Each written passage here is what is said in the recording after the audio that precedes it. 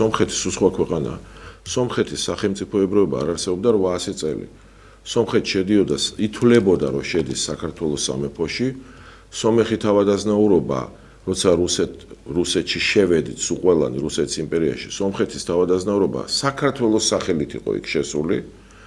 სომხეთის მელიქი იყო დიდებული თავადი, რომელიც ერეკლეს ექვემდებარებოდა, ერეკლე მეორეს და ამ დროს იქ კიდე ერევნის სახანო ერქვა, ესე ერევნის თვითონ სახელმწიფოებრიობა მათ აღარ ქონდათ და რუსეთმა აღადგინა სწორედ. ჯერ გუბერნია, მერე უკვე საბჭოთა დროს აღდგა სომხეთის სახელმწიფო და ყველაფერი რაც მათ აქვთ დღემდე რუსეთიდან მოდის.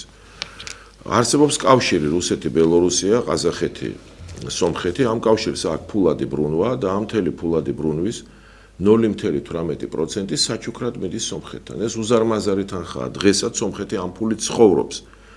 სომეხი ბიზნესმენების 90%-ის ბიზნესი რუსეთს უკავშირდება. დღეში 5-6-7 რეისია ყოველ დღე თვითმფრინავის მარტო ერევანი მოსკოვი. აი რომ დააკვირდეთ, როგორი ინტენსივობაა. მთლიანად რუსეთზე არიან თავისი ბიზნესითაც და ყველაფრით. და აი ამ პირობებში ბუნებრივია, რომ პრორუსული განწყობები აბსოლუტური უმრავლესობაა სომხეთში. და ამ დროს ეს განწყობები მარცხდება და პროამერიკული პაშინიანი იმარჯვებს. ვითომ იმარჯვებს? რაზე მეტყველებს ეს? იმაზე, რომ ამერიკა ართმევს რუსეთს, სომხეთს. აი ამაზე.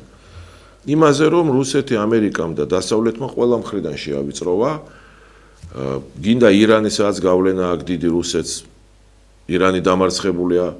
გინდა სომხეთი, რომელსაც ეხლა ართმევს. ამიტომ ვამბობ, საქართველოც ამერიკული ქვეყანაა. გავიგოთ ეს ჩვენ, რომ რუსეთი დამარცხდა. ანუ ამერიკა ამარცხებს მას, დაამარცხა ვენესუელაში, ლიბიაში, სირიაში, ირანში, სომხეთში, საქართველოში, აზერბაიჯანში და გამოჩნდა კვლავ, რომ ამერიკა არის ყველაზე ძლიერი სახელმწიფო მსოფლიოში, ეკონომიკის 1/3 მსოფლიოსი ამერიკაა.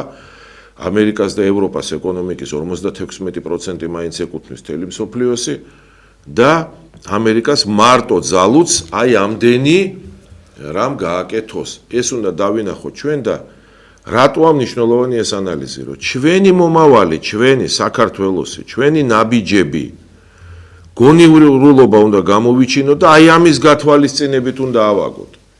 ჩვენი ურთიერთობა რუსეთთან, ჩვენი ურთიერთობა ამერიკასთან, ევროპასთან, თურქეთთან, თუ ირანთან, თუ ჩინეთთან უნდა ავაგოთ ამის გათვალისწინებით, რომ ჩვენ არ დავმარცხდეთ, რომ ჩვენი ინტერესი დავიცვათ ყველგან. ამიტომ აი ესეთი ლანძღვა, გინება, ჭიდაობა და ფურთხება ამერიკის არაფერს არ იძლევა. ეს კატასტროფამდე მიგვიყვანს ჩვენ, ეს უნდა გავაანალიზოთ.